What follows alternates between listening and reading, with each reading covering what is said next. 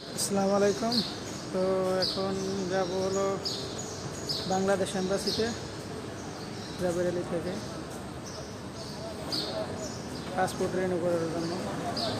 তো জন্ম নিবন্ধন দিয়ে কি পাসপোর্ট করবো, পাসপোর্ট রিনিউ করবো। ইনশাল্লাহ দেখা যাক কী হয়।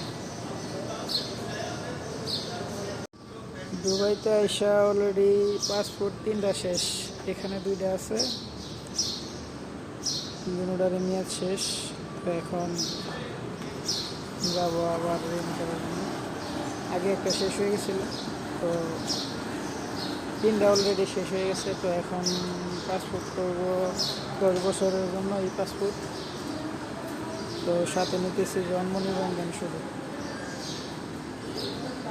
জন্ম নিবন্ধন দিয়ে দেখা যাক পাসপোর্ট করা যায় কিনা।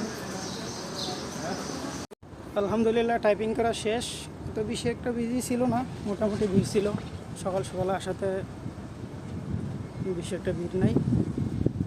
তো এখন কাজ হলো এম্বাসিতে।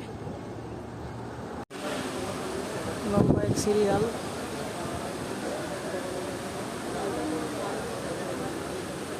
Dubai Bangladesh embassy, ticket number 223।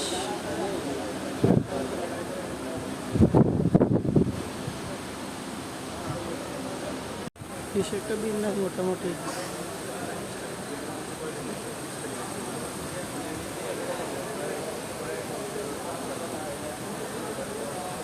যাক আলহামদুলিল্লাহ অবশেষে হয়ে গেল।